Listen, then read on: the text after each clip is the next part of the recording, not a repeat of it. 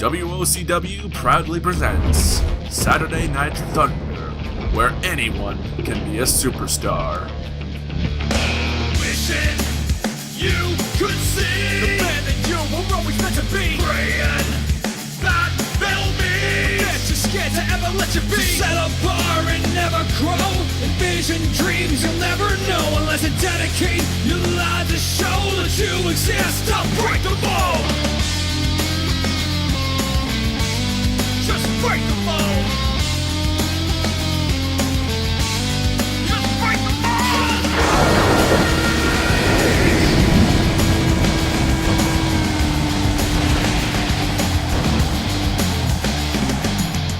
Welcome back, ladies and gentlemen, to another fantastic episode of Saturday Night Thunder, presented by WOCW. I'm your commentator, Ryan Huckabee. With me, as always, is my co-commentator, Angus Critiques. And folks, it is a big night tonight. That's right, Ryan. We have Jay Ross versus Don Winters. We have the implosion of the Meatwave, where Douglas Bacon's going up against his former tag team partner, Walter the Weenie. And possibly biggest of all, Deandre Steel from New Generation Rising is going to be here tonight to face Tyranny. In case you missed it, folks, here's what happened on Warfare last week. Until I get my rematch with Fenn and show the world that he pulled off wrestling's biggest fluke, there is no one, and I mean no one, I won't tear through to get my match, because there is no one here in NGR and all of WOCW that can stop Deandre Steel. Death comes to NGR.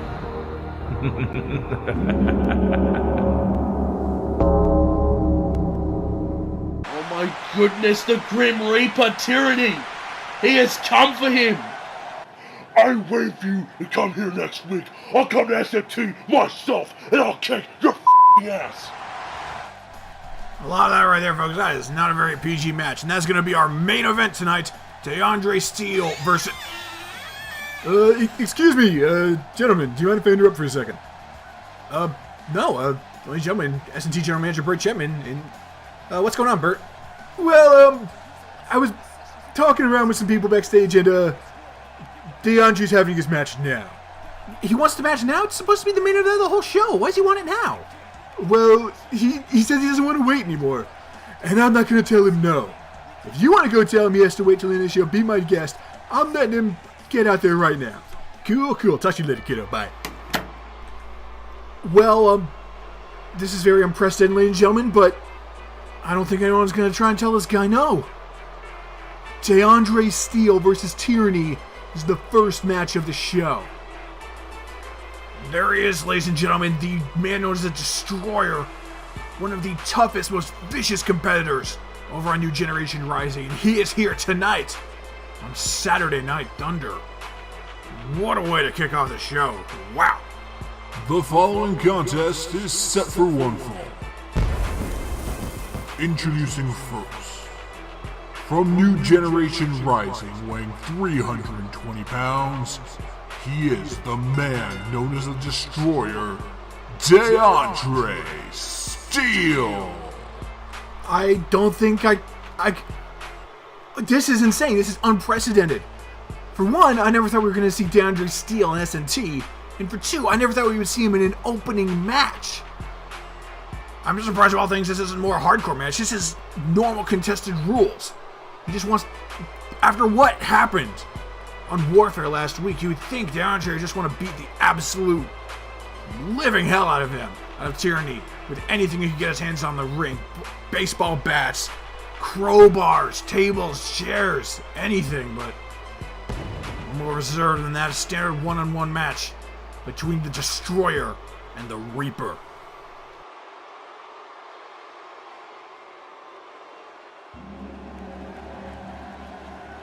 And his opponent, from beyond the grave, weighing 248 pounds, the Grim Reaper, Tyranny.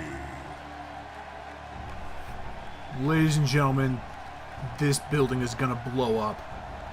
This is gonna be an absolutely insane match. I feel you there, Angus. We've only seen Tyranny in one match so far in SNT, but it was his debut match. He pinned Tyrannosaurus. That is, I think he said it before, bonkers. It is insane that he's able to do that in his first appearance in SNT. I can't imagine what he's going to do to the Destroyer. I'm sorry, the man known as the Destroyer. It's a very important distinction. Tom Jerkin will be upset at me if I don't say that. Tyranny making his way down to the ring.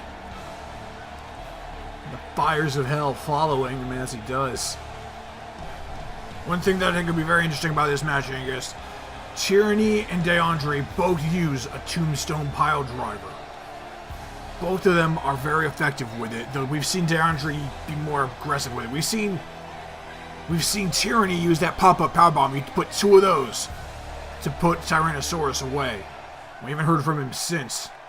We'll see if he busts out some powerbombs here tonight, if he's going to rely on that tombstone and try and put Deandre away with his own move. And the match is underway, ladies and gentlemen.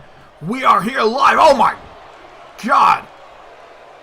Just one way to start things off. Tyranny in full control at the top of the match. As I was trying to say, we are here from St. Louis, Missouri tonight. Making our way back around. Gonna hit up Vegas in a few weeks' time for Sin City pay-per-view. That'll be on October 21st. I'm sure a lot of you have noticed by now, the bandages covering up the chest of Deandre Steel. If you haven't watched Warfare last week over on NGR, their heavyweight champion, Tommy Fenn, has been holding a few open challenges, the first of which, I guess you could say, was actually against Aaron Albright at Summertime Blues. But he held this one. He's been having a few people come out and challenge for his title, and this last week, the new SNT Premier Champion, Don Winters, went over there to challenge for the title. And ended in a no contest when Deandre Steel came out and interrupted the match, attacking both Fenn and Winters. That's right, we saw him cut that promo, saying he wants to get his match, and he will keep attacking whoever he needs to attack to get it. And that is when Tyranny struck. Tyranny came out, left it battered and bruised in the ring. And then later on, Fenn came back and just beat the absolute living hell out of Deandre Steel backstage.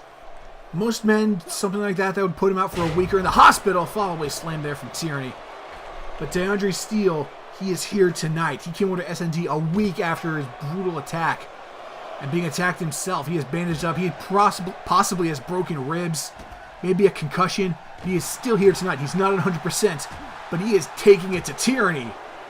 And a fully functioning, perfectly fine Tyrannosaurus wasn't able to do that. The flurry of blows from the Destroyer. Tyrannosaurus, it's a very good point, Tyrannosaurus. He got attacked at Summertime Blues. He had 2 weeks to recover. Deandre Steel suffered a much more vicious attack, not just from Tyranny, but also from Tommy Fenn. He's not 100% at all, but he is not letting that slow him down in the slightest. And Steel back in control. Getting Tyranny up, what's he looking for here? Double axe handle around the big tattoo on his back. Which are perfect bullseye, Angus. Working the arm again. He's just trying to take it to Tyranny. Now the Reaper up and over, dropping on his back.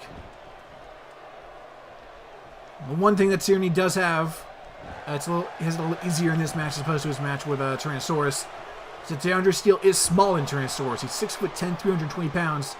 Tyrannosaurus was, oh wow, what a slap there, taking him straight down. The Tyrannosaurus was 7'3", 375 pounds, so they're a little more even now. Tyranny's 6'3", so he's still, oh, big spine buster there. The fans in attendance tonight being very vocal about their opinions on Deandre. He's attacking a lot of people backstage over on NGR. Attacking King Mac III. He's attacked people left and right, back and forth. He's attacked members of Suspect. As we said before, he's attacked Tommy Fenn a few times at this point. Tyranny got on the outside, just taking it to Steel, but Steel back to his feet. Trading blows. Oh, and that's not where you want to be, a choke slam. Right on the outside. There's padding out there. But going down from that big of a height, it's really not going to do a whole lot for you. You're still going to want to see a chiropractor after that one.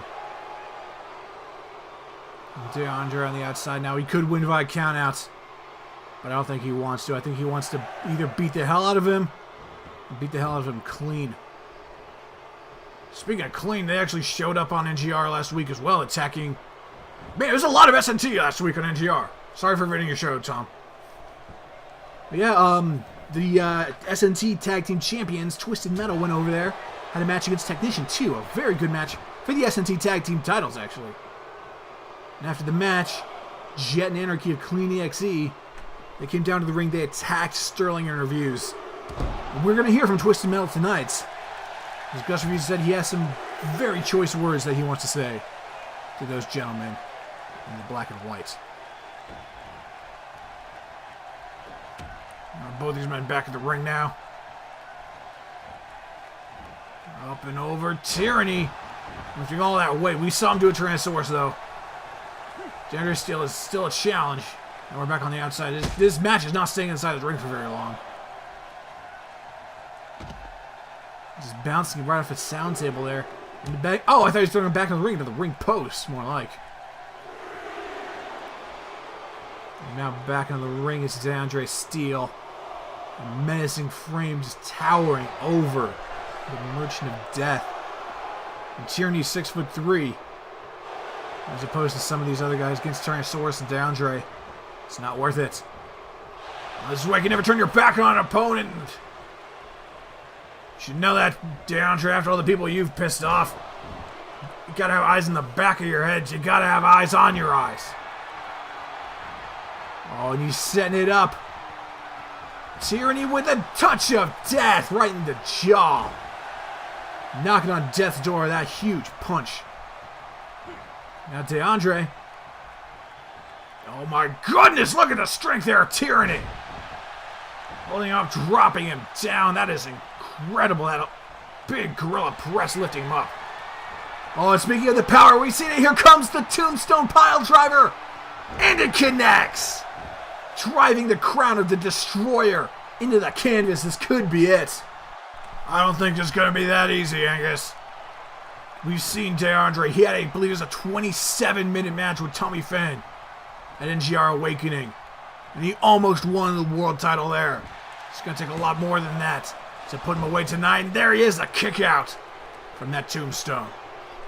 This is a main event caliber match. This is a pay-per-view caliber match. And it's kicking off Saturday Night Thunder. What's going to be the main event from now? I'm not sure. We'll let Chapman decide that one. Why not just driving him into the corner? Now Deandre Steel lifting him up. Snake Eyes. There it is. Now a big boot to follow it up. What's he going for now? Leg drop. Just looking over his... I was going to say opponent. I think victim is a more accurate term. So I'm seeing the victim's going to be made, though, because Tyranny was already back to his feet, taking control of the situation. Going for a pin. Death versus the Destroyer. Death versus War, if you want to get all four horsemen on this. The elbow drop. Just working again on those possibly fractured ribs. I'm not entirely sure the state of Deandre's condition, but I know it's not good. Oh, he may not have battered right now. Oh, into the roll-up, though. Stopping him dead in his tracks. And now, oh, no, never mind. Tyranny unable to keep him locked into that small package there. Pick that too. And now what is this? Going for the big Uranagi, that side slam there. Taking him down to hell. I bet if he could, he'd try and choke slam through the canvas. I think that was his full intention there. Now Deandre fighting back out of it. What's he signaling here? I don't know, but it's not going to be good either way. Big boot right on the face of Death. Now Deandre going for a pin of his own. This could be it. Tyranny has not moved. There he is, the kick out. This crowd here in St. Louis is loving Tyranny. They are hyped for this match. You can hear the difference in tone when Deandre takes the turnbuckle. This crowd is behind Death. Oh, lovely display of that. Some great ring awareness. And the Grim Reaper. Oh, he's got him up. Big slam, taking him down. Oh, he's going for a kick to the face, but no, not quite. Deandre showing off some of his agility for a man of his size. It's unprecedented. He is making it work. And now Deandre is the one on his back. Tyranny is not letting him get a word in edgewise. Big knee right in the face. And once again, the match spilling to the outside. He's taking every ounce of strength he can to just destroy Tyranny. He's just working over in the corner. He's trying to inflict as much damage, as much pain as he can into the steel steps. Using these devices in this way, using these different things, it is perfectly legal in a match like this. As you can see there, Tyranny actually going back into the ring to break up the countout. He doesn't want to win by a countout. He wants to lord his victory over Tyranny. If you can beat the man that beat Tyrannosaurus clean on his debut, that would be one hell of something to put in your record book. And if you remember, ladies and gentlemen, the reason Deandre is here after Tyranny attacked him is that he wants his world title rematch in NGR. I'm sorry, his heavyweight title rematch in NGR. Oh, and this is not going to end well. This is the first match. He's already taking apart the sound table. This is bad, bad news for the Reaper. The ref counted 7, but Deandre breaking it up. He wants to just take out there and dissect his opponent. And he is doing just that. Getting up on the table. I think we know what is coming here. There he has him. Prime position. Tyranny did his move to him earlier, but through the table. Tombstone pile driver. Pile driver is one of the most dangerous maneuvers in all professional wrestling. And we have seen it twice already in this matchup. This is insane. Through the table, Tyranny has been laid the hell out. You got knocked the F out if you ask me. That's not very PG. Did you hear what freaking Deandre was saying earlier? That wasn't PG at all. Good job on the censors getting on there quick. Now back in the ring. And already Tyranny is struggling to get back to his feet, and Deandre is knocking him down. And after all that, that's gotta be it. Tyranny doesn't have anything left in the tank. I think he's got a little bit left, Ryan. Kicking out after that maneuver. Going down, taking the legs. Taking the legs out from under him. Deandre Steel, that was... He's got to be getting desperate now if he wasn't desperate already. He can dish out a lot of offense, but it's going to be taking the damage, especially with those ribs. The concussion he probably has as well. And there we go, touch of death. Oh, point blank range, like a shotgun blast. Oh, and that one, that definitely did some damage. If he didn't have a concussion beforehand, I swear to God he's got one now. After he took 2 touch of death. A tombstone pile driver, and are we going to be seeing a second pile driver? Is he going for the pop-up powerbomb? No, he's not. No, he's not setting up for a second tombstone. The referee told him to back off, and he just went right in there. Right on the top of the head. He's going to need more bandages after that one. I don't know if bandages really help a concussion, but that's got to be it for Deandre. The Destroyer is down. Now he's not moving, but... Oh my God, he managed to kick out! How the hell did he do that? I have no idea, Ryan. But Tyranny, look, he's getting desperate now. Oh my God, he's going for another one! A second tombstone pile driver! To the man known as the Destroyer, right on the skull! That is 3 tombstone pile drivers. 2 of them in a row, back to back. No one should ever be subjected to this kind of brutality. But Deandre looking up at the lights if he can see anything right now. And Tyranny picks up the win. It took 3 pile drivers to put down the man known as the Destroyer. Remember those bandages? He wasn't in perfect health either. He still came out here and kicked ass, but my God, Tyranny. I don't know if you can say that gave him an advantage or not with the condition that Deandre is in, but my God, the resiliency of both these men is astounding. That tombstone through the table didn't do the trick, but it took 2 to put away the Destroyer. He went down, but he did not go down without a fight. There you have it, ladies and gentlemen. The One hell of a way to kick off the opening contest. Deandre Steel has been beaten by the Grim Reaper. Absolutely crazy way to kick things off here tonight in St. Louis. Whoa. I can't see anything. He's gone. The ring's just empty now. Tyranny's nowhere to be seen. That man is an enigma, to say the least. Although, looks like DeAndre's got himself a microphone. He is not leaving here until he gets what he has to say off his chest. Tyranny! This is not over, you son of a bitch! Nobody mocks the Destroyer! I was not 100% tonight, and I still hauled my ass here. I'm the man known as the Destroyer, damn it! And still somehow people like Tyranny and Tommy Fenn make me out to be a joke. You people think I'm a joke. You dumb, mindless sheep think I'm a damn joke. This is a message to everybody in WOCW. I am not gonna be responsible for anything I do to a human being in this company from now on. Because nobody jokes about the Destroyer, and you will face the consequences. Tyranny, Tommy Fenn, and all of WOCW, you have been permanently put on notice. Deandre Steel making a statement. Tyranny better keep his eyes open. His eyes in the back of his head. The fans here. Definitely showing their disdain of Deandre Steel. But once again, Ryan, one hell of an opening match. I say that was absolutely hang on, Angus. I'm getting something's happening backstage. We're gonna cut to it right now. We just found out that the 8-bit misfit was found attacked backstage. Put through a table somehow. No one was around to find out who did it or what happened. We don't have any security cameras back there right now.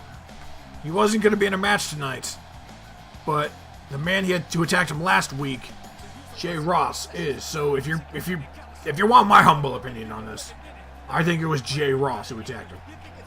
You know, Ryan, I wouldn't actually be that surprised either. We'll actually be seeing Jay Ross in action later tonight against the new SNT Premier Champion, Dawn Winters. But right now, it is time for some tag team action. Let's take it on down to ringside.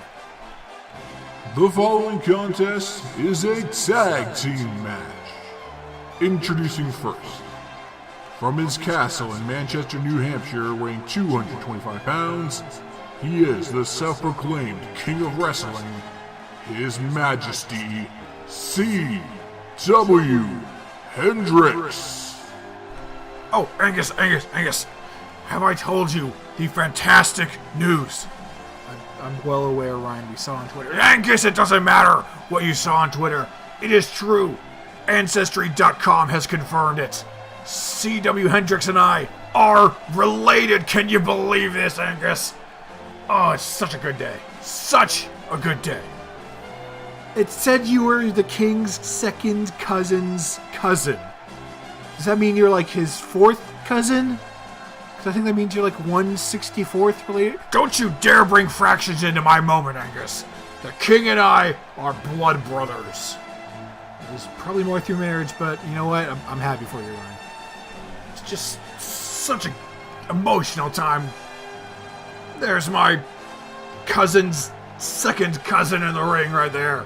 The king of wrestling. The self-proclaimed king of wrestling, Ryan. I'm calling him that too. He's not self-proclaimed anymore. Even if I'm the only one calling it, it counts. Read the rulebook.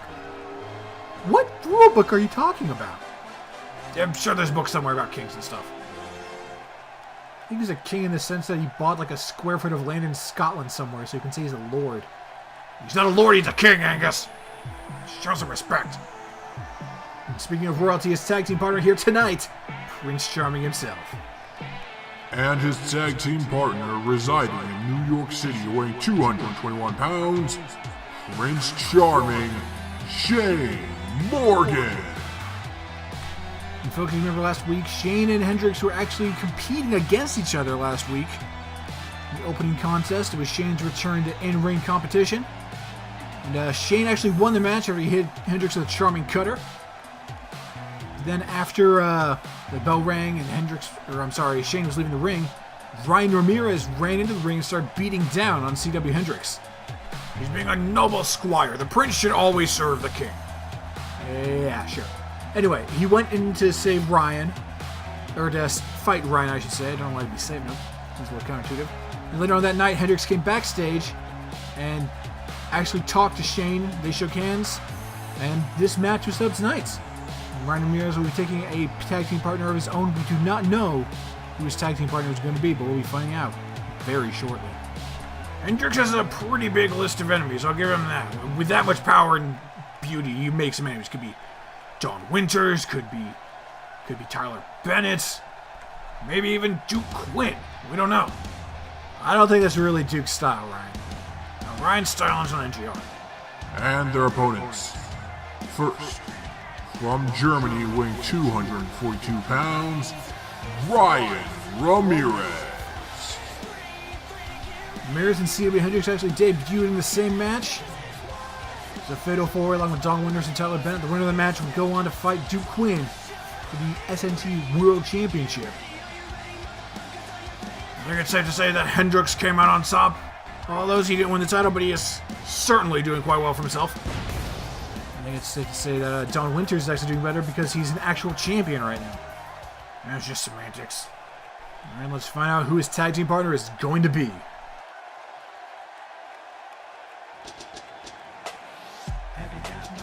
Oh, really? This jackass? And his tag team partner, from Wall Street, weighing 286 pounds, Big Dollar Jim. Of all the people in SNT, of all the people in WCW, we have to get the slimy sleazeball scumbag known as Big Dollar Jim. I'm with you there, Angus. This man, he's quite an individual. He's very manipulative, always trying to get into different things. That's how he became a part of the Gate Crashers. Yeah, he was also the one that lost the Gate Crashers their tag team titles. And Prime and Carter were not happy with that in the slightest. Absolutely destroyed him at ringside. I'm surprised he's back this soon. He's back in his old sire. And I guess we have our match set. CW Hendricks and Shane Morgan versus Big Dollar Jim and Ryan Ramirez. An odd combination of a team. And of course, Jim's there messing it up without wearing black and yellow. And to start things off, it is, oh, look at that, Ryan Ramirez and Shane Morgan. But Morgan countering it into a DDT. Shane already getting things off on a good start. Shane and Jim actually have a bit of a history together. That's right, Jim was actually the reason that Shane won the non-stop championship in his debut match. It was originally held by Sid Sterling. Shane answered the challenge. Jim cost Sterling the match because it was a no disqualification match. And Shane's first victory in SNT was beating Insidious Sterling. And he had a bit of help, but he did beat him. You know, Angus, Shane has never actually been pinned in SNT. He's been defeated in that, he lost the non-stop championship to Walter the Winnie, but he didn't get pinned in that. That wasn't even a wrestling match. Speaking of Walter the Winnie, he and Douglas Bacon will be, oh, wow. He and Douglas Bacon will be having a match later on tonight. But Big Dollar Jim in there. Ryan Ramirez is going for, I think, a suplex or something, and Jim just ruining it. Jim is not he is not a team player. It's astounding how the Gate Crashers let him be a part of their team. I think they've realized their mistakes. That's why they aren't letting him be a part of the team. Oh my goodness! Over the top there from Shane Morgan. And the king watching on. He's trained his apprentice well, his young squire, his ward. None of those things are true, Ryan. These two never even talked until last week. Last episode, I should say. There's a backbreaker there from Jim. Now Shane trying to get back to his feet. Jim working on the eyes there. As we said before, one of the dirtiest players in SNT. Probably in all of WOCW. I'm sure him and Ryan Style and Stubbs would get along just fine. Oh, and here we go. The man everyone's been waiting to see, C.W. Hendricks. Starting off with a dropkick right there. Hendricks and Ramirez, this feud's been going on for quite a while. Moving on to its next phase here. In a tag team matchup. The King working that back. Seems to be getting a bit of a mixed reaction there. Some people like him, some people don't. Well, some people are wrong. Some people are very, very correct and right and should be rewarded as such.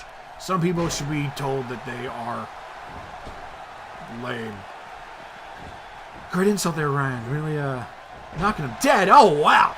Big back body drop there from the Big Dollar Gym man himself. Those are words, I'm sure. Wrenching the neck there, the King. Trying to cause a bit of strain, a bit of damage. If anything, the damage might not be permanent, but it can distract you there. If you got that little crick in your neck, it can throw you off your A game. Arm drag there. Going up from the King. Is he going to be tagging Shane in, or is he going to hang out in the ring a bit longer by himself? Unfortunately, he's not alone, but, I mean, Jim should never be in the presence of royalty anyway. He is not worthy of it. And now C.W. Hendricks. Here we go. This is the kind of action we want to see. You know, recently on the CAW is War podcast, they are a subsect of the Chicago Geek Society. They talked about C.W. Hendricks and how his pants do not look very comfortable, and I'm kind of inclined to agree with them. Rope break there, perfect. King knows exactly where he is. I'm sorry, continue. Well, that's pretty much my statement of C.W. Hendricks' pants don't look the most comfortable. Well, that's where you're wrong, Angus. See, not everyone knows. It takes a deep personal family connection to know that C.W. Hendricks' pants are actually incredibly comfortable. I don't know if it takes a deep personal family connection, because I believe he actually also said that on Twitter. As I said, a deep personal connection. Now Ramirez has got him up top. What's he looking for here? Oh, he was going for something. I'm not exactly sure what he's going for, but it did not pan out in his favor. Getting dropped by a DDT. Now the King. That should be more. A King's pin is worth at least twice as much. That should have at least been a 2 count. So when he normally gets a 2 count, it's a 4 count.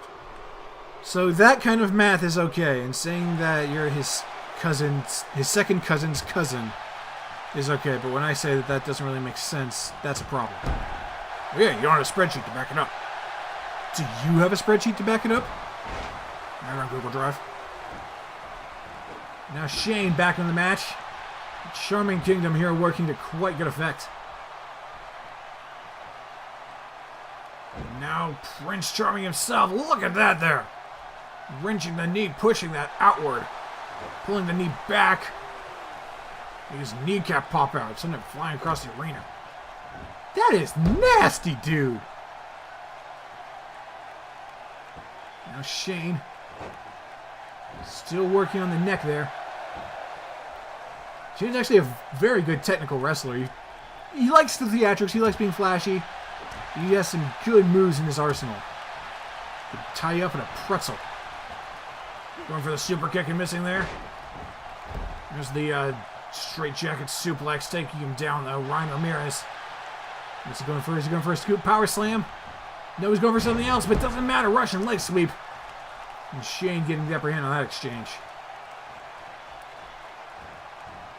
Now going over the rope. No. What is Shane? Drop down.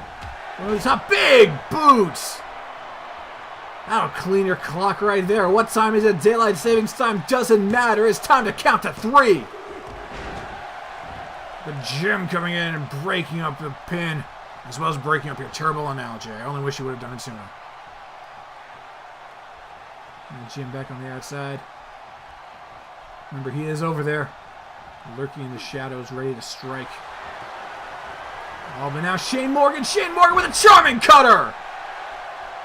Taking down Ryan Ramirez with his finishing maneuver and going for the pin. Oh, he's a bit too close to the side, though. Jim easily getting there and breaking that up. You gotta play a little more strategy, kid. You gotta be on the other side. That would not be a mistake that the King would make. That is why you are still a prince. Now, I'm pretty sure it's marriage that makes a prince a king. Well, once Shane finds himself a prince of his own, he'll be all good. Look at that wheelbarrow, that big left hook. And now springboard crossbody from the King. The King is a miracle worker, and guess he can make anything look good. Under the cover, and Shane Morgan. Oh, Shane. A bad move there. He would have been turned around. He would have seen that. He would have been able to stop Jim from breaking up that pin. Oh, but Angus, you know what time it is? You know what time it is? It is tea time! Oh, but he is not done with him. Ryan the King getting Ryan Ramirez back to his feet. What's he looking for now? Oh, missing the punch forearm there from Ramirez. Oh, gorilla press. I gotta admit, that's some good strength there, dropping him down. Very disgraceful to the King, but I admire his bench pressing abilities. Now going for the cover. Is he going to be able to kick? He does! The King kicks out of that one. As of course he would, and as we all know, we established earlier King's count is worth more. So that means that he has till a count of 6 to be able to kick out. No. That's not how any of this works, Ryan. Well, I just don't respect. They just don't respect royalty around here. Just like Ryan Ramirez doesn't respect royalty, kicking the King in the face, busting him open. Oh wow, that's a lot of blood. Ooh yeah. Get a medic down here after the match. Now Ryan Ramirez tagging his tag team partner for the evening. Big Dollar Jim going up top. Going for the splash. But Hendricks has still got it. He is beaten, he is bloody, but he is ready to keep fighting out. Now over in the corner. Oh, off the top rope. No. Big Dollar Jim wanting to get the move in. Missile drop kick. Taking down the Wolf of Wall Street right there. Look at douche of Wall Street. I'm sorry, what was that, Ryan? Nothing. Kids, don't listen. Getting him back up. Jim is incredibly tall, though. I mean, look at him kneeling there. He wasn't actually that much shorter than Hendricks, who was standing at the time. Jim's got the height. He's got a good amount of strength on him, too. Problem with Jim is he's got all that, but he doesn't have any respect. He's just a lying, cheating scumbag. He just tries to manipulate people and buy his way around. He's freaking rich. And a face like that, that's the only way he's going to get anything in life. By being a bully. Looks like I'm agreeing with you, Ryan. I think Hendricks didn't have a lot of respect for a lot of people. Oh, knee to the face, though. Hendricks didn't come into this show with a lot of respect for people, but he has certainly gotten respect. He's gained it from Caitlin Rose and Duke Quinn, and now Shane Morgan. Still not a whole lot of respect for Don Winters, though. Hey, you're not wrong there. They've been going out on Twitter since they both debuted. What is Shane doing here? He's setting him up. Oh, we've seen this before, and here comes a giant fist! Just quote SpongeBob. No, be quiet. Now Hendricks still getting his, getting a little more than he bargained for in this matchup. I don't think of all the people, I don't think he was expecting Big Dollar Jim to be out here. As we alluded to earlier with Hendricks and Don Winters on Twitter, it wouldn't surprise me if Don Winters was the tag partner, but he's already got a match tonight. Later against Jay Ross, as we mentioned earlier, but resiliency of that man. I'm surprised you could do 2 matches in one go. Oh, what's he going on here? Oh, he's got a submission locked in, a triangle chokehold. Oh, and he is flopping around like a... Oh my God, Hendricks has just been knocked out. What? What in the actual... What? This is aggravated assault. I am calling several police officers and constables about this one. That just taking everything out of him. Sound the closing bell. That is it. An absolute injustice has been committed here tonight, Angus. Get me the president or something. I think you're over-exaggerating a little bit. But, I mean, look at the bright side here, Ryan. How could there possibly be a bright side to this, Angus? I want you to give me 17 reasons why. How about one reason? I'll take it for now. C.W. Hendricks didn't tap out. He didn't quit. Big Dollar Jim had to make him pass out in order to call the match out. Like you can see right there, he's not tapping. He's still flailing around trying to get out. And then right there, the life just leaves him. You know, I'll take it. That's how a king does it, Angus. That's how a king does it. That's how my family does it. Okay, dude. You gotta cool it a little. I'll cool it when this man has been brought to justice. Those two men are on the top most wanted list of SNT or something. Okay, well, either way, it was a great match. It was just an unfortunate outcome. But Big Dollar Jim is back. Can't say this partnership's gonna last for a while, but Jim is back in SNT.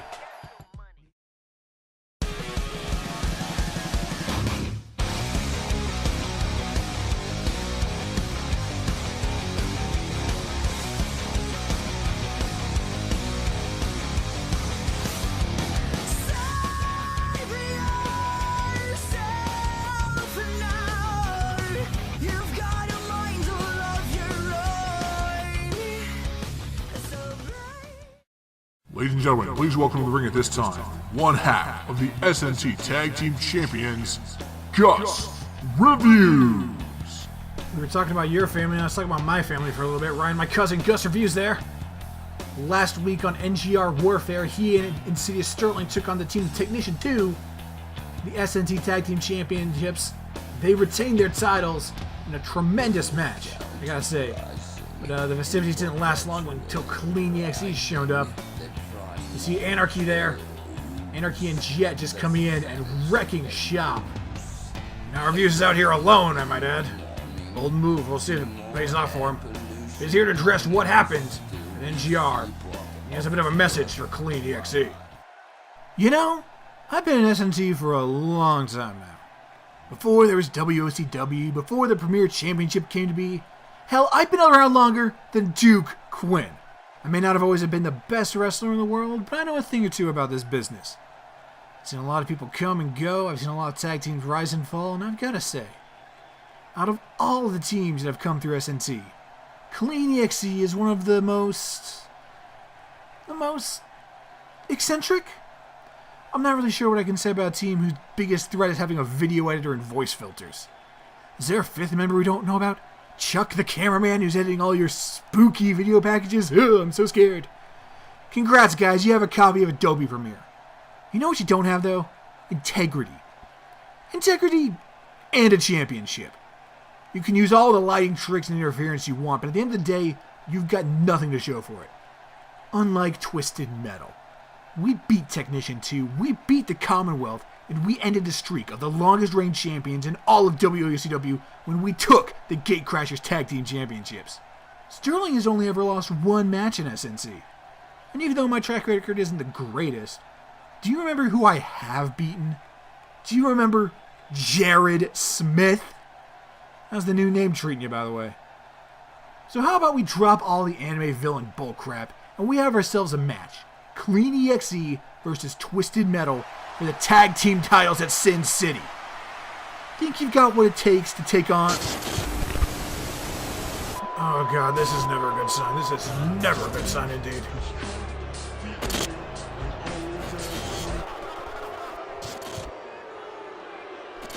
Now Clean is gonna come down. They're gonna... Oh, wait a second, Sterling! Sterling's in the ring there! Twisted Metal are beating down on Clean EXE. They got the jump on them. They knew where they were coming. They were ready this time. Reviews was baiting them out there. Sterling waiting in the wings. Now they're rolling under the ring. Oh, this is perfect, Angus. This is perfect. You really think you punks could just jump on us again? I don't think so. No chance in hell, buddy. You two made a huge mistake pissing off Sterling on Warfare last week. And trust me when I say, this is one guy you do not want to provoke. Just as Big Dollar Jim. We'll see you two jackasses in Vegas. And there you have it, ladies and gentlemen. The next match has been made for Sin City. Clean EXE versus Twisted Metal for the Tag Team Championships. Remember, Sin City, every match is a chance of getting a stipulation. These two teams could be going at it inside of a steel cage or in a tag match. Oh, this is going to be a brutal one, and I am excited for it.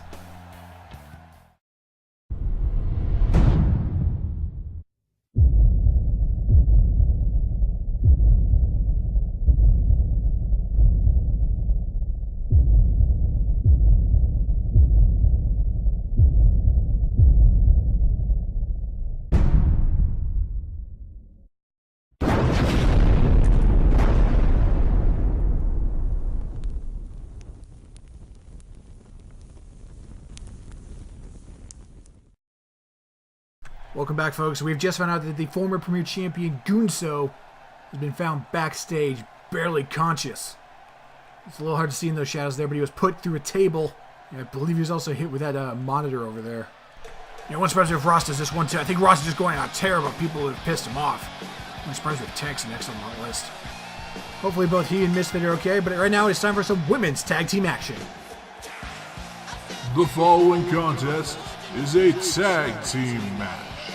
Introducing first, accompanied by Ziggy Zeppelin, the team of Beverly Blake and Lauren Reynolds, the Party Girls. Party Girls here. Beverly Blake on the right, Lauren Reynolds on the left. Beverly Blake, also a member of New Generation Rising. As you've seen from these two, they were the first official female tag team in SNT, making their debut at Total Domination. They'll be going up here tonight against the current SNT Women's Tag Team Champions, Royal Jubilee. For those wondering why Royal Jubilee haven't been on the show in a while, Casey Taylor suffered a pretty bad ankle injury during the Tag Team Rumble where they won those titles.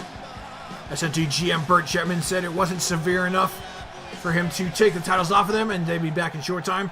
That's where they've been, folks, recovering from injury, but they are back here tonight and they are set for some tag team action. And from my understanding, Shane Morgan will not be joining these ladies at ringside tonight. After his match earlier on tonight, he's just taking it easy in the back for a bit. But I don't think they need him.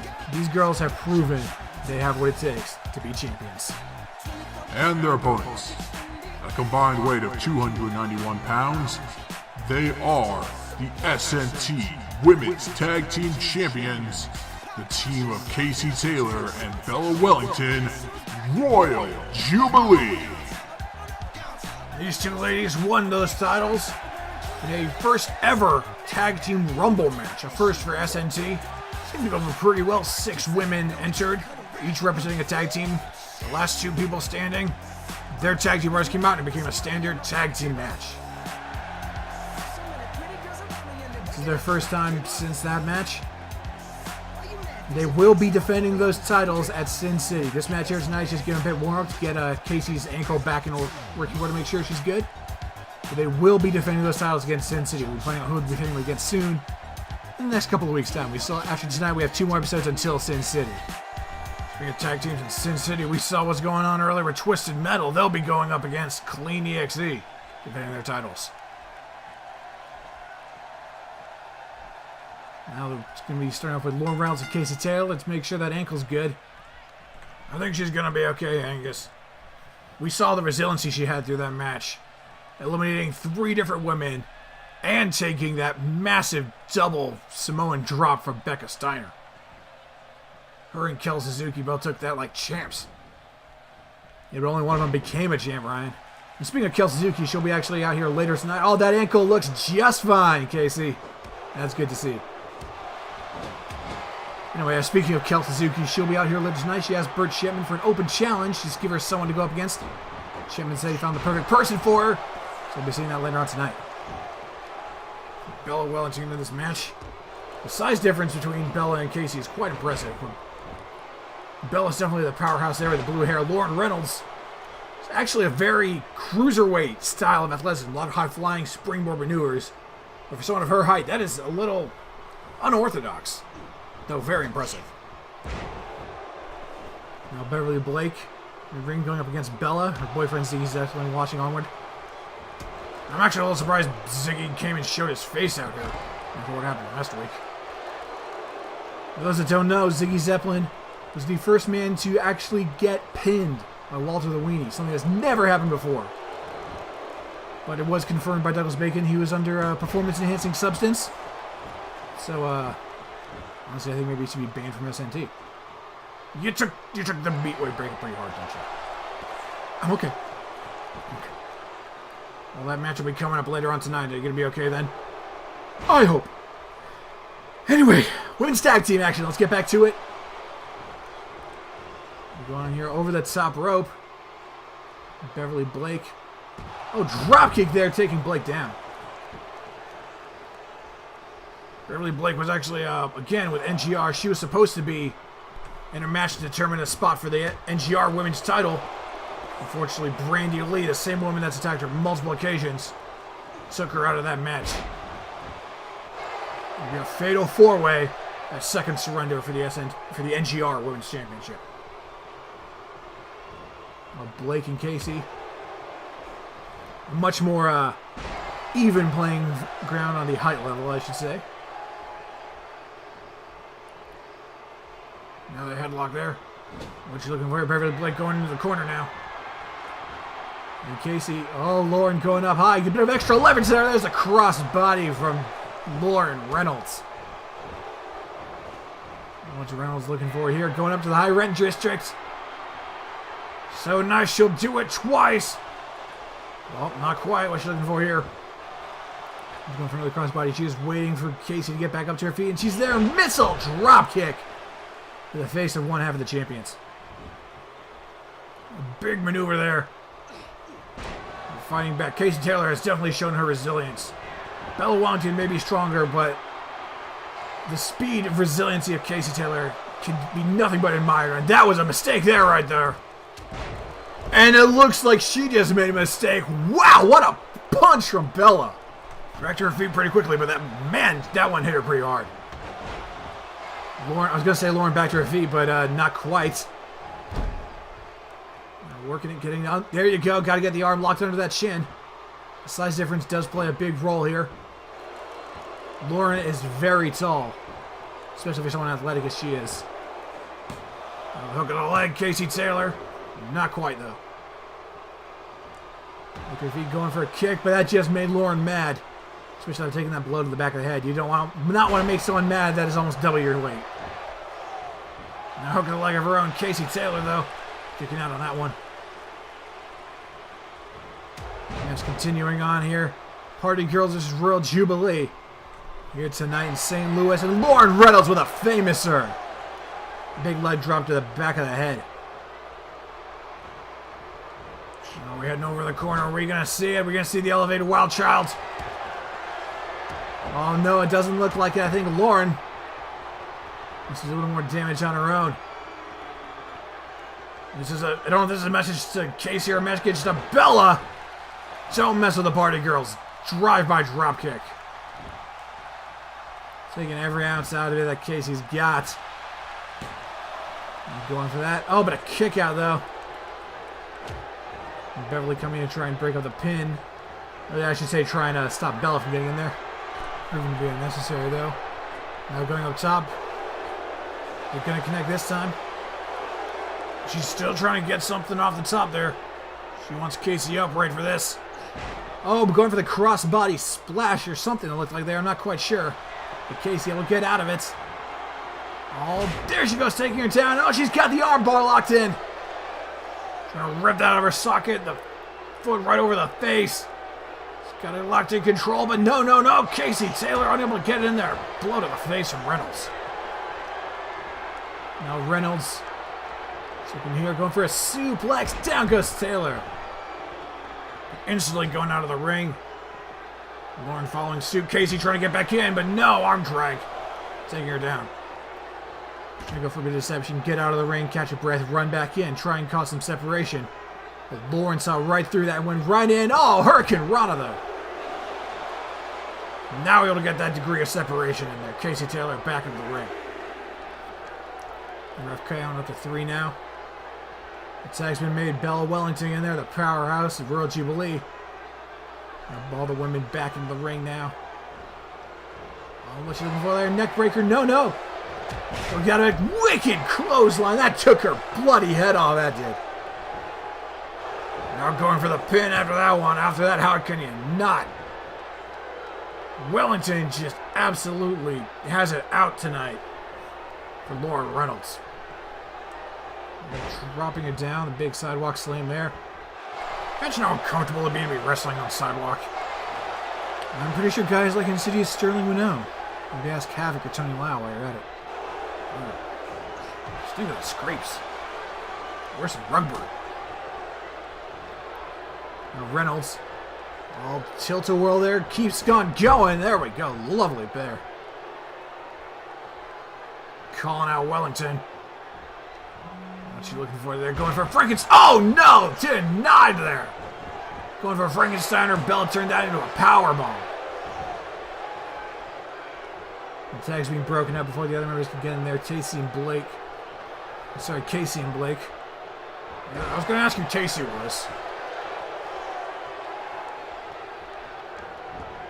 For the cover once again.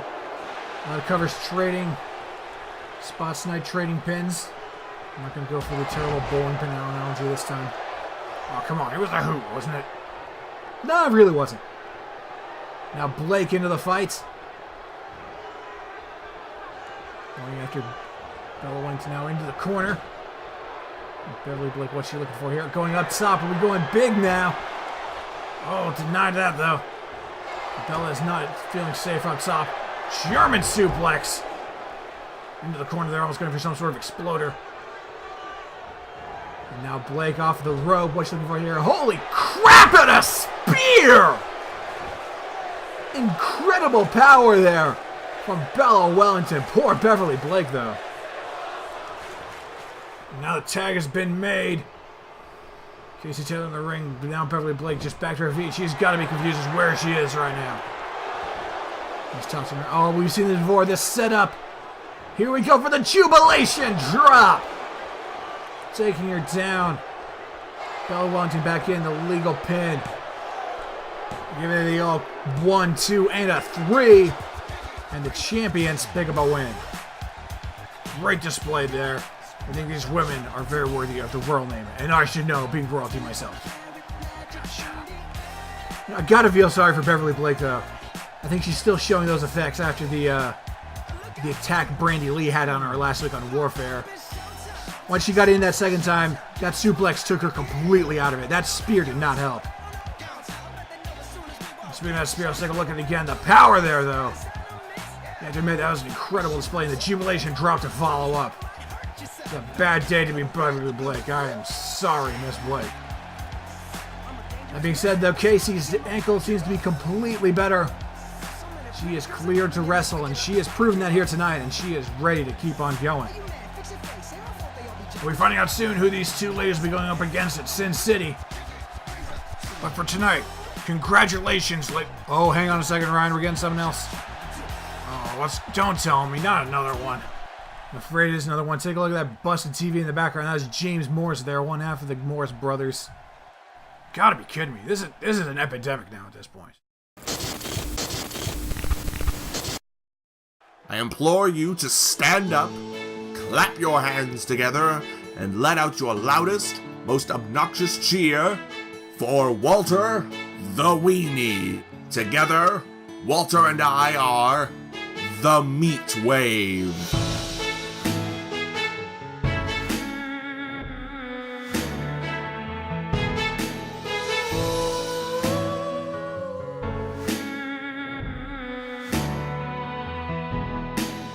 Douglas Bacon is going to be running the show next week.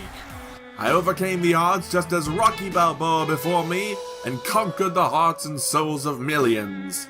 We have it! Walter is the new non-stop champion!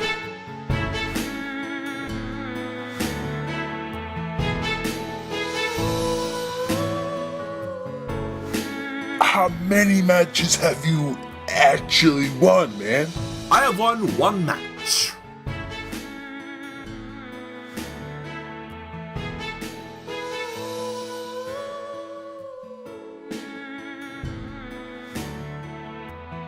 Walter the Weenie just pinned Ziggy Zeppelin clean as a whistle. My oh my weenie amigo. Your skills have vastly and rapidly improved. Almost too rapidly. I had a dream last night in which everything wrong in my life went right. And much to my surprise, it was a quick transition. You have been seeing another wrestler behind my back. How could you? Walter the Weenie is currently under the effects of a performance-enhancing substance, and I have the proof. I found this in his locker. Walter's been eating meat! An infraction of this magnitude cannot go unpunished. The Meatwave is over! Today's the day that I wake up. It's time to say I've had enough. Today's the day that I break up with you. God. Okay. Stay calm, stay composed. It's time. The following contest is set for one fall. Introducing first, from Vancouver, British Columbia, weighing 220 pounds, who would like to be introduced as the leader in the war on meat, the vegan poet, Douglas Big Ham Bacon. Looks like Douglas has got himself a new look. Awaken the bacon, indeed. The meat wave is over, but it's time for the bacon to shine. Also wear his shoes.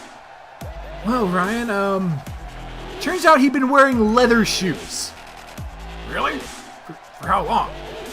He's been wearing leather shoes since the first episode of Saturday Night Thunder. No one told him he wasn't wearing leather shoes, so he didn't have time to get new ones, so he's just foregone the shoes tonight. Oh no, he's got a mic. For the first time in an eternity, I am alone. My comrade hath left my corner. Victory was never near for us. That was well known. But now I must win while I mourn. Behind my back did he deceive and cheat. I wish that I had been mistaken. But when he was caught elsewhere, eating the meat, I knew I had to awaken the bacon. Walter, you are my closest friend. It pains me to do this, but after you betrayed my trust, I must settle this like an honorable gentleman. I will do what must be done, my weenie amigo. I am deeply sorry. I do not wish to drag this out any longer than it has to be. After tonight, I leave you alone. Forever.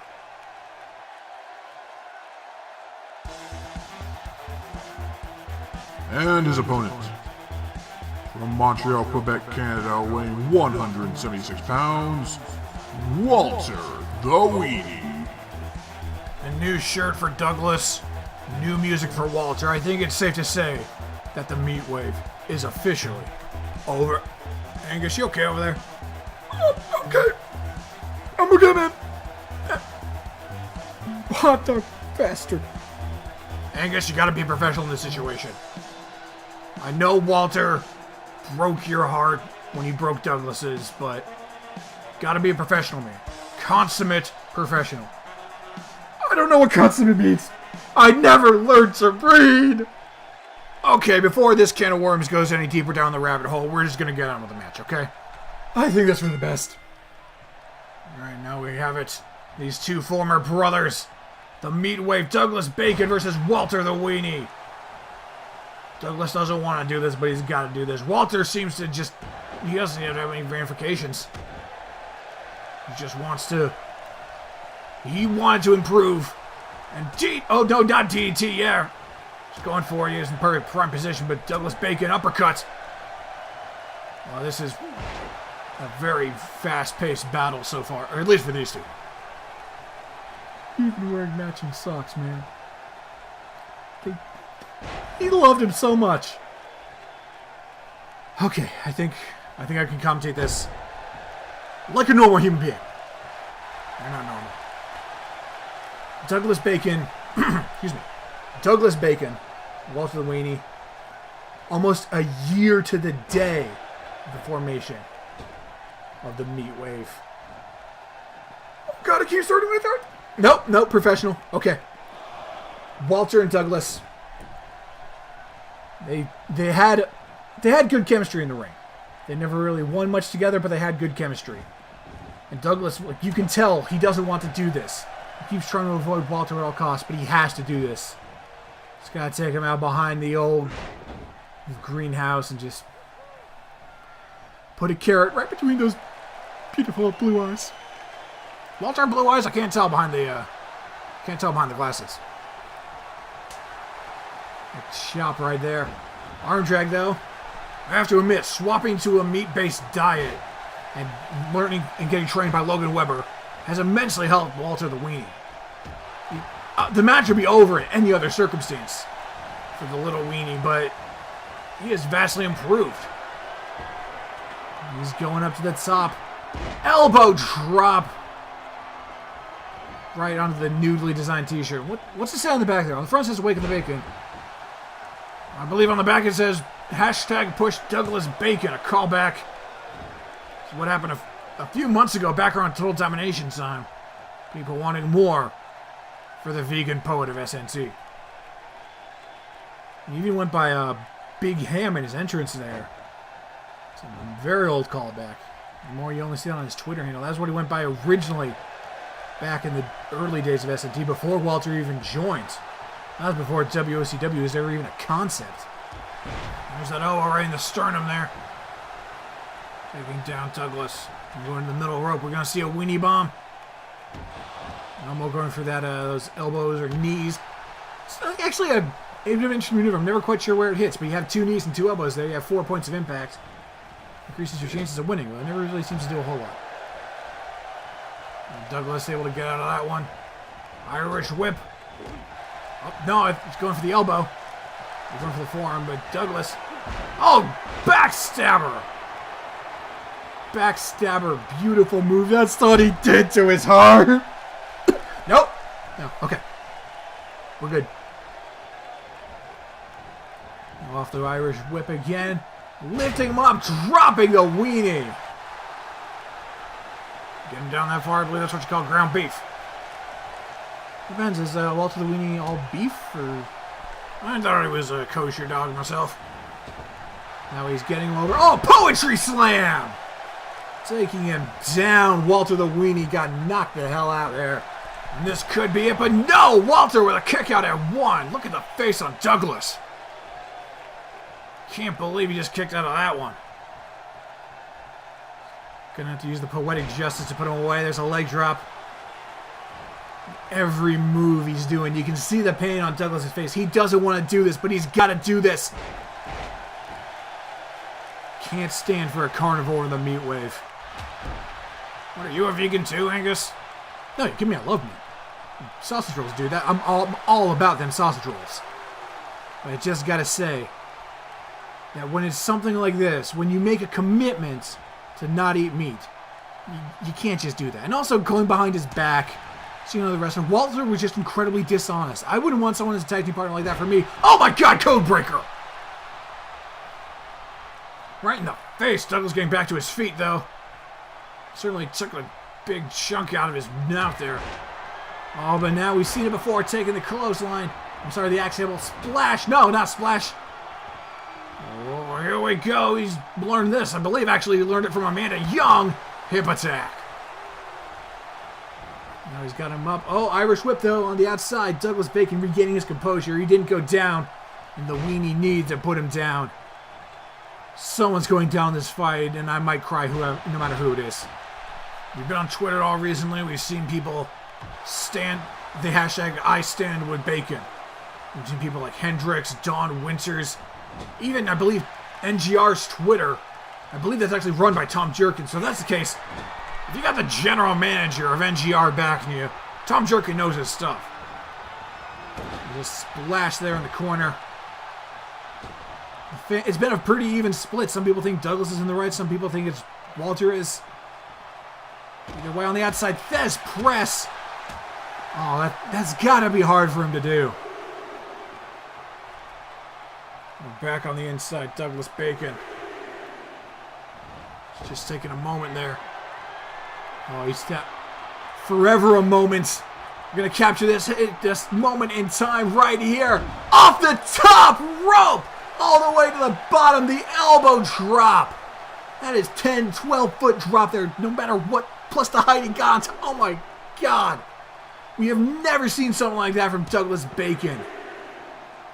Now he's feeling the aggressive side, throwing him into the ring post. This isn't going to be a quick one. In the other circumstances, before he would have started his training, before Walter started his training, I should say, this would be a quick, easy 2-minute match. Because of this, he is making it a slog. Douglas Bacon, every ounce of strength it has in him, every ounce of mental fortitude to put down his former tag team partner. And Walter was playing possum there, distracting him, waiting for him to go out, slamming him face first in the mat. Walter was stunned on the outside. He was waiting for Douglas to turn his back. Oh, now he's got it where he wants him. Weenie bomb on the bacon. That's the move that put Ziggy away on the last episode, and we'll see if it does the same to Douglas here tonight. He almost hit that on Hetfield a few weeks ago. And this could be all over. Douglas Bacon. Douglas stays in the fight! Listen to this crowd here, Ryan. They are all about it. And now back to his feet. Douglas going to get for another backstabber. Tensions are getting hot. Tensions are getting heated. Douglas Bacon in the corner now. He's got his eyes locked on Walter. I'm sorry. This is not going to end well. It pains him to do this poetic justice. And just like that, a 1, 2, 3. There you have it. The Meatwave is over.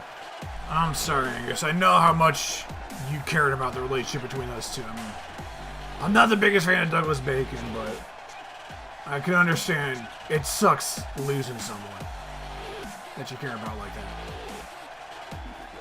I gotta say though, Walter, I mean, he's certainly proven himself as an athlete. And Douglas has stopped playing around too. And you see that poetry slam he did? And that, look at that lariat. Beautiful, even without shoes. Just lived one hell of an impact. Almost a year exact to the day of the Meatwave's birth. Circle of life, Ryan. Circle of life. Hey WOCW fans, it's Shane, aka 1000 Realities from the Chicago Geek Society podcast. If you are looking for the best podcast to stay informed of the nerdiest news going around, then Chicago Geek Society is the podcast for you. Tune in for some of the best talk around Chicagoland and the world, and check out our new podcast, CAW is War, where yours truly reviews New Generation Rising, Victory Vengeance Wrestling, and of course, Saturday Night Thunder. Check us out at chicagogeeksociety.podbean.com. For our next match, we'd like to give a special thank you to the band 1551 for their song Break the Mold, the official theme song of Saturday Night Thunder. Angus, got some bad news. Don't tell me. Yep. This time, Aaron Albright was found backstage. Also in the locker room not far away from where James Morris was discovered. Maybe Albright put James through the table. And then James' brother Ethan came back and got a bit of payback and revenge for his brother. I don't know, Angus, but something's got to happen. It's getting nuts here, man. And speaking of getting nuts, Kel Suzuki is here for an open challenge match. The following contest is set for one fall. Introducing first, from Tokyo, Japan, weighing 180 pounds, she is one half of Bullet Train, Kel Suzuki. This match here tonight came to be when Kel Suzuki posted on Twitter. She tweeted at Burt Chapman saying it had been a very long time since she had a match and she wanted to get back in the ring and compete. Chapman said he had someone in mind, so this is happening here. It's an open challenge, so anyone can come up, but Chapman definitely said he had some ideas for her. Bullet Train almost winning the tag team titles in that tag team rumble a few weeks ago. Now Kel in here for a singles match. It's time to find out who her opponent is going to be tonight. Oh, this is going to be good. And her opponent, from Manchester, England, weighing 123 pounds, from Victory Vengeance Wrestling, Sarah Walker. All the way from Victory Vengeance Wrestling, it's Sarah Walker, ladies and gentlemen. She has answered the open challenge. The inaugural Huntress champion over on Double V Wrestling. Just last Friday, she had a match against Maelstrom from Saturday Night Thunder, who is now officially over on Double V Wrestling. And Sarah making a guest appearance here tonight. Unfortunately, Walker's been on a bit of a losing streak. She's lost against Tia Blade, Maelstrom, Nakana Takio, Tia Cassidy. Been a bit unfortunate for her, but she has still got that fire burning inside of her. And she's using that here tonight, going up against Kel Suzuki here on Saturday Night Thunder. She actually said that she will be going up against Kale Vallon, the sister to SNT's Cal Vallon, next week. She'll be making her debut on Victory Vengeance Wrestling. Tonight she's going up against Maelstrom here. We'll see how she fares against one half of Bullet Train. And now here comes Sarah Walker. Cutter taking down the suplex machine. That is definitely not an understatement, Angus. Kel Suzuki loves her suplexes. And let's see here. Shining Wizard taking down Walker. Suzuki may specialize in suplexes, but one thing you gotta look out for when facing her is that finish of hers, the Saishu Kato. Absolutely devastating maneuver. And off the ropes, setting up for a Frankensteiner over the top there. And Sarah Walker getting some momentum. But the thing with Sarah Walker, she may be on a bit of a losing streak, but she is an amazing in-ring competitor. That cannot be denied. Absolutely not. Taking her down right there. She is all fight, taking it all to Kel Suzuki here tonight and going up to the high rent district off the top of the splash mission. If she could pick up a win here tonight over Kel Suzuki, that would going back into double V with that one. That snapmare arm drag takedown. If Sarah can go back to double V with this victory under her belt, she'll have a lot of momentum going in the match with Kel Fallon. I'd be excited to see that one too. I mean, this match right here is something I don't know if anyone ever saw coming or what we were expecting. It's Sarah Walker and Kel Suzuki going at it. Kel Suzuki trained in Japan for many years. She's half American, half Japanese. Trained over there. She was a member of the Japanese Hardcore Wrestling Federation. She was there along with her tag team partner Suki Takashi, as well as Caitlin Rose, the current SNT Women's Champion. Several members of WOCW have been over there. I believe Nakata Takio. I believe also Doom and Demise, the current NGR Tag Team Champions.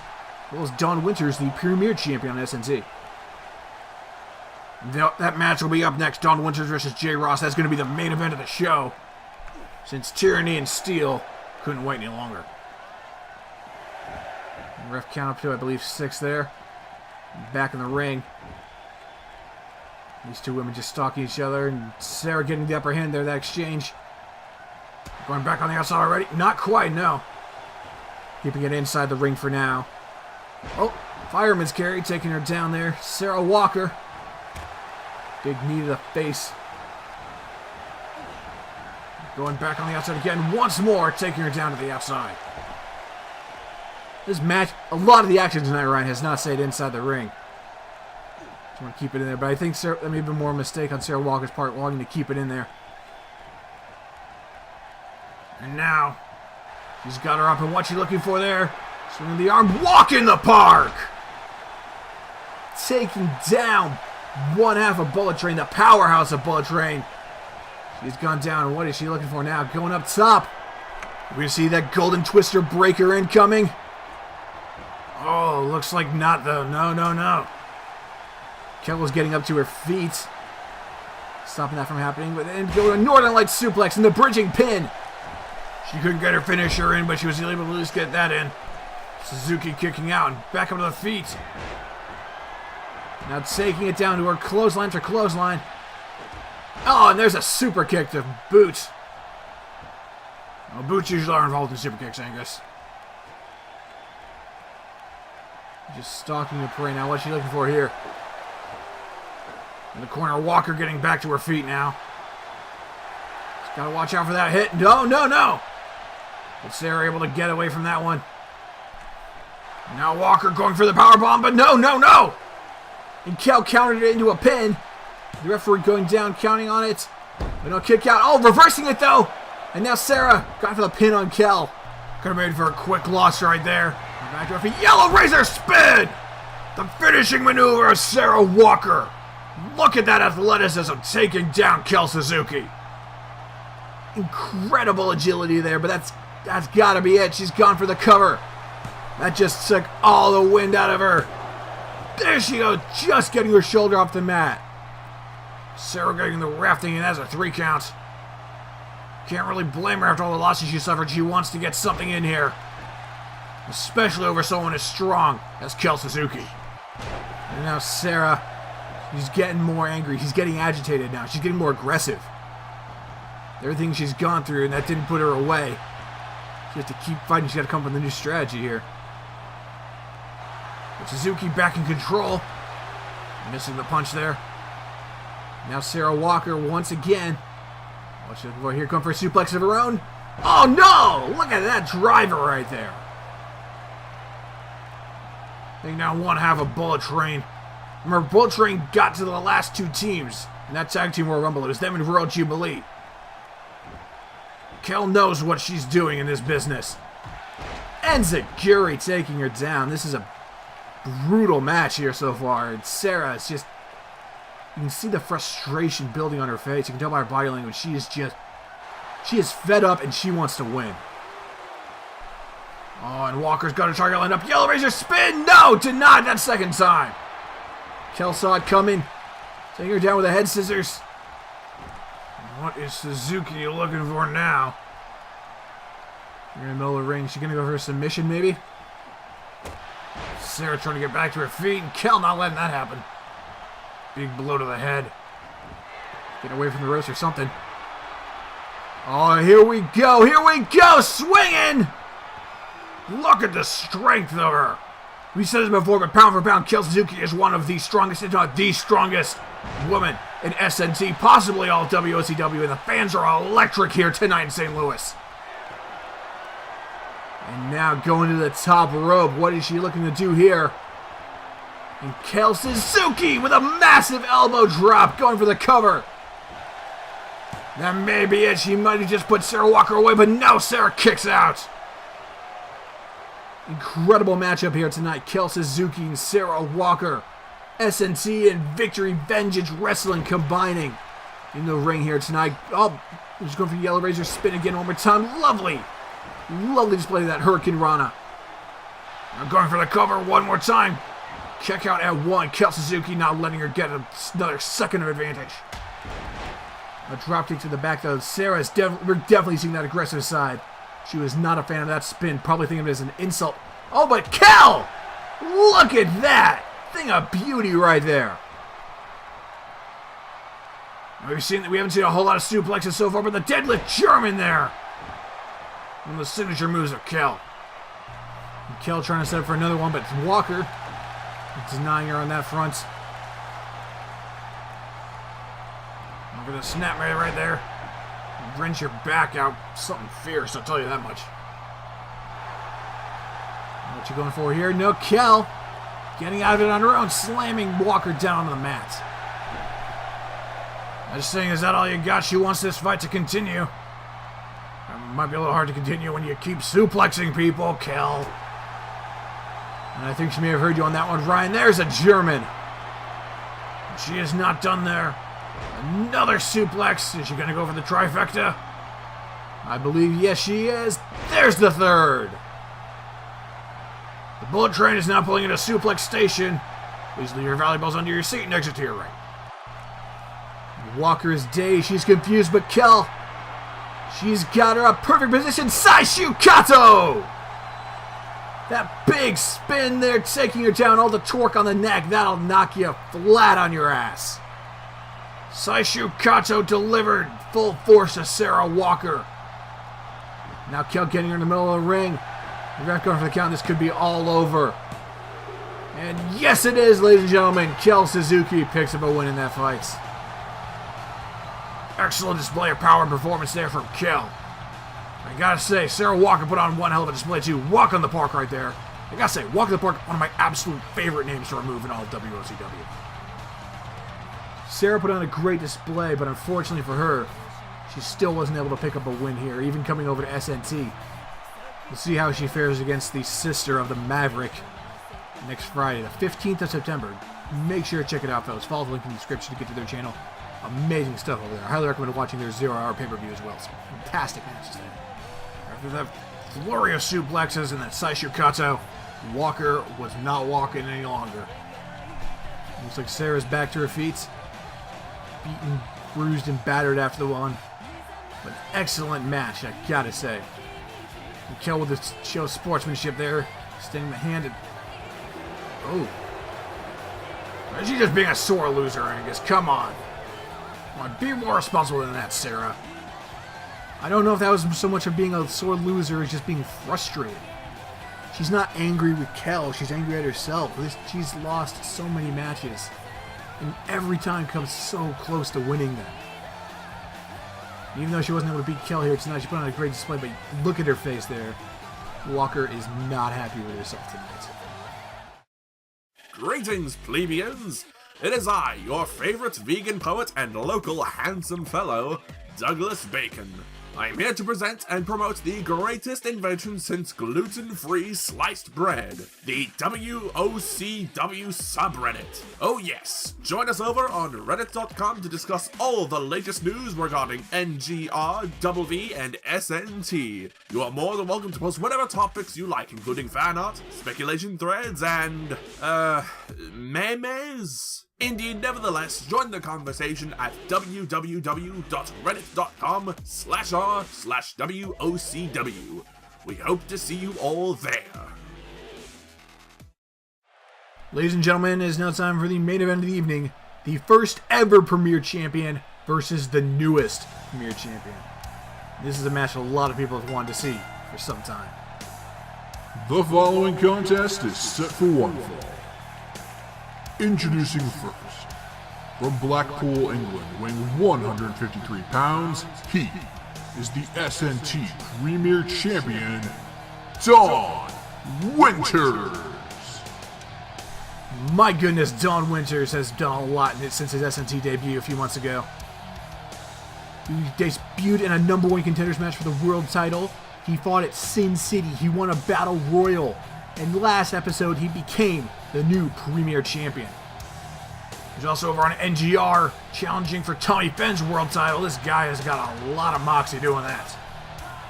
The reason he's here tonight is, if you remember last episode, folks, the 8-Bit Misfit came out for a match against Shane Morgan, but was ambushed by Jay Ross. Ross attacked Misfit, and later on the show, he declared that he will keep attacking Misfit until he gets his Premier title match back. This match here is a direct result of that happening, as well as Winters going on Twitter, as he tends to do. He talked to Bert Shepman and said that if he wants someone to teach Jay Ross a lesson, he'd be more than willing to do the honors. And after we saw what happened with 8-Bit Misfits at the top of the show, being attacked twice, probably also by Jay Ross, once again, so he was not happening tonight. So Dawn came in as the surrogate. As he said on Twitter, he is going to be making Ross leave on a stretcher. Ross already has disdain for Dawn Winters. Winters is the one who eliminated him from the Battle Royal to determine the #1 contender for the Premier Championship at Summertime Blues. There's the two of them in the ring, and Ross was the last one standing. In Ross's mind, he should never have lost that title. He was booked in that triple threat match against Alex Nova and Tank, where Tank ended up winning. As we said earlier, he lost that Battle Royal to get #1 contendership. Then Gunso basically just asked to be put in the match at Summertime Blues and got in there. Yeah, a lot of people were not happy about that one. But Gunso even admitted afterwards that he got very lucky. And he felt that he was in the match, but he wanted to give those guys another chance, which is why he let the winner of Tank and Winters have a match. And we all know how that went down.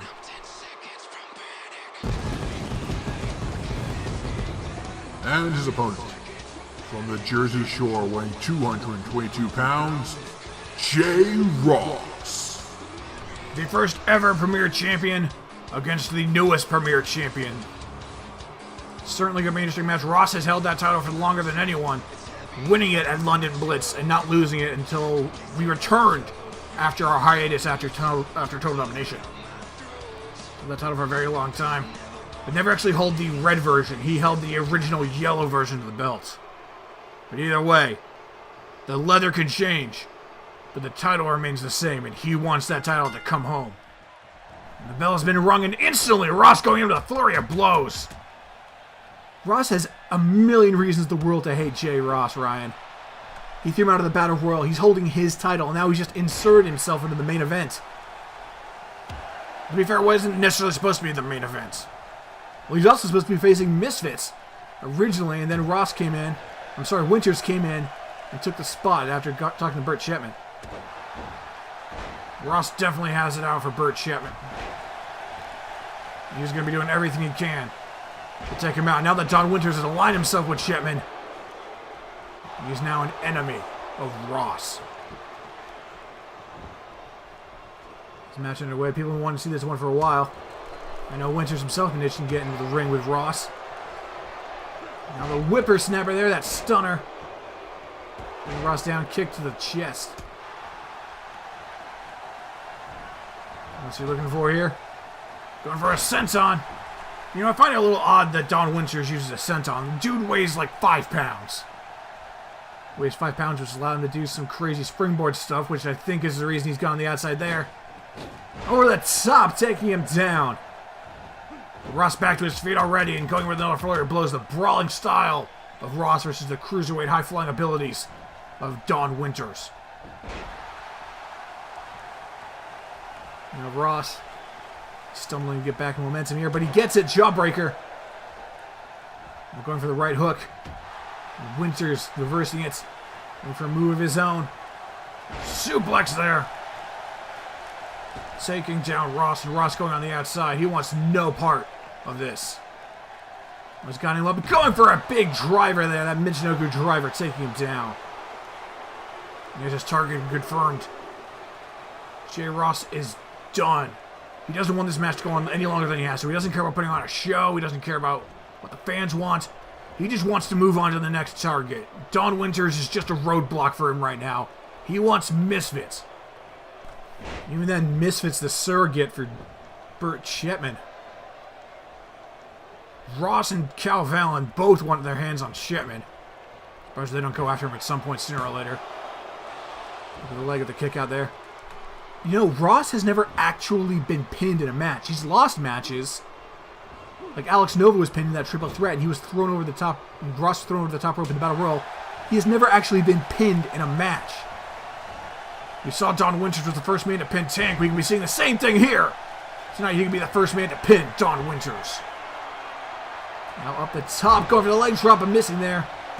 Jay Ross right on the back. Going for a suplex of his own, but Winters reversing out of that one. Oh, both men going for something there. For a crossbody, and I think Don Winters going for Winters behind that corkscrew elbow he's got packed away in his arsenal.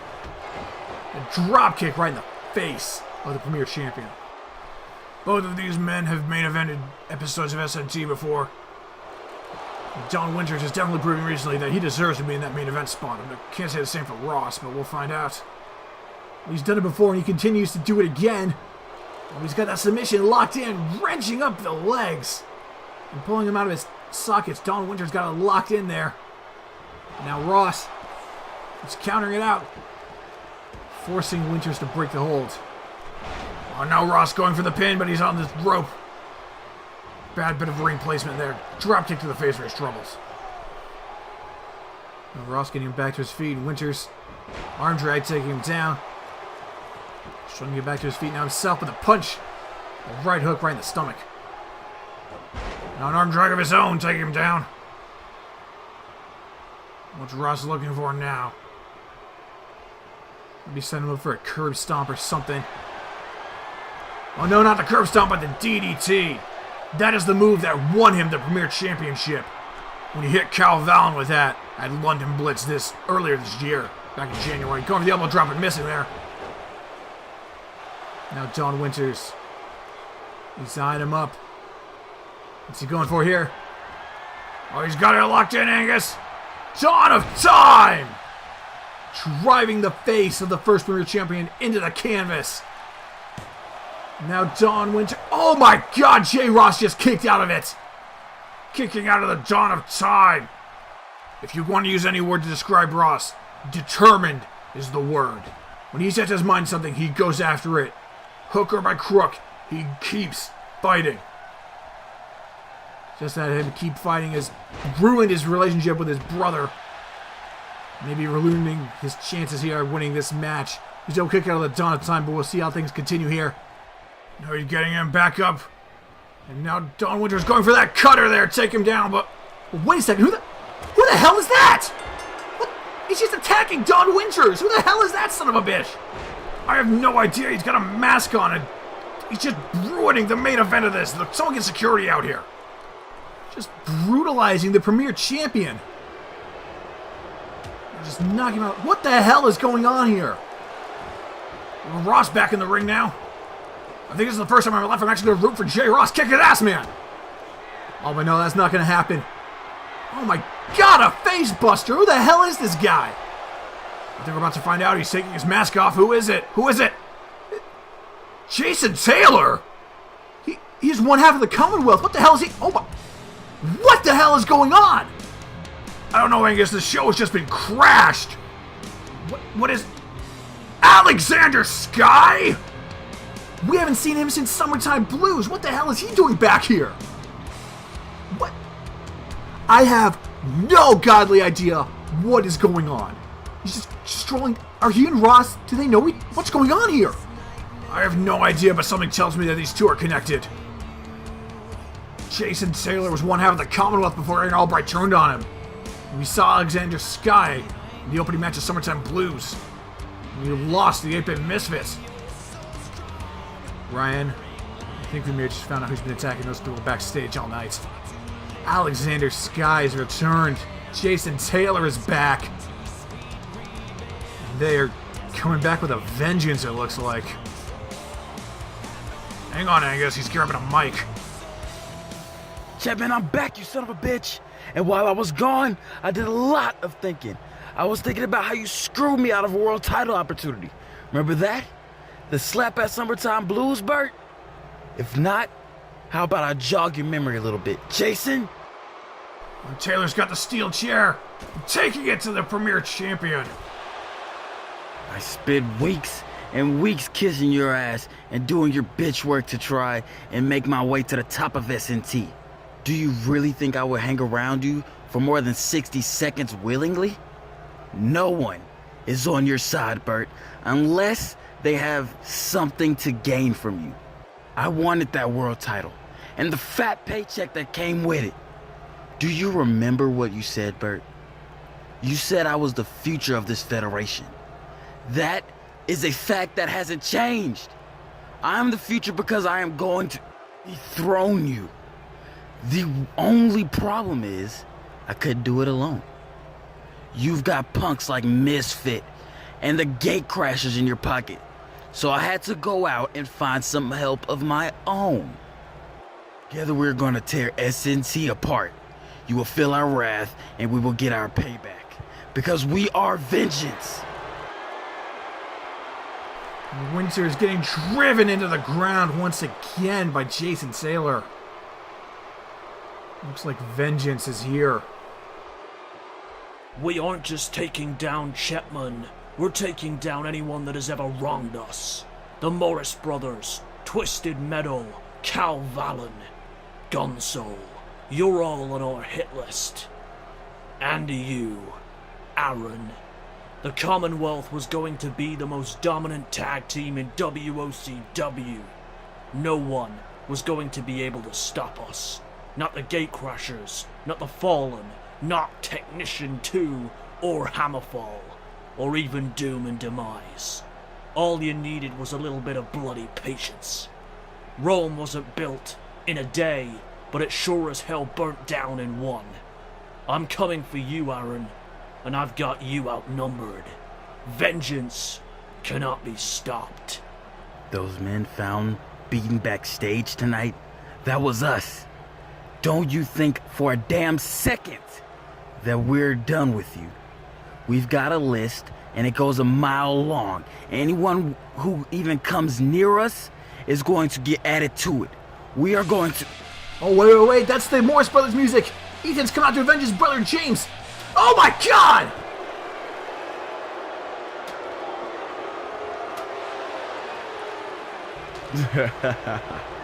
Do you really think there'd just be two of us? There's a third man!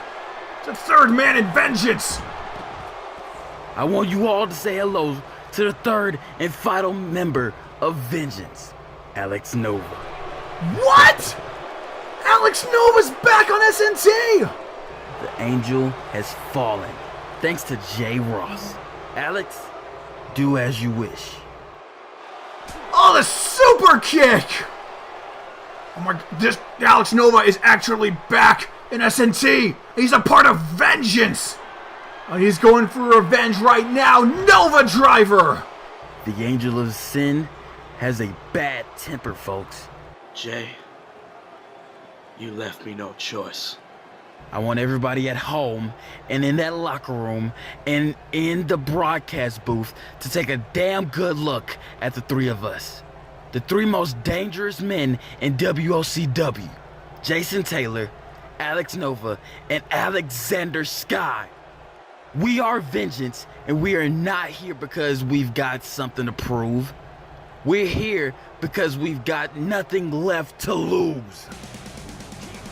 Oh my God. Vengeance has arrived on Saturday Night Thunder. Jason Taylor, Alexander Sky, and Alex Nova. Absolute madness here in the main event. I'm sorry, ladies and gentlemen, we're out of time. We'll see you folks in 2 weeks' time, and we'll see what's going to happen with Vengeance. Good night, ladies and gentlemen. Here's a lesson for the sessions sit down and take a minute. Got a story of this world and the people living in it. In the back of your brain, got an inkling. You think it's what they're trying to stop, so you will let the method sink in. World is just keeping it bleak to tweak. You plug the leak of the freaks and make a song you need. You cut down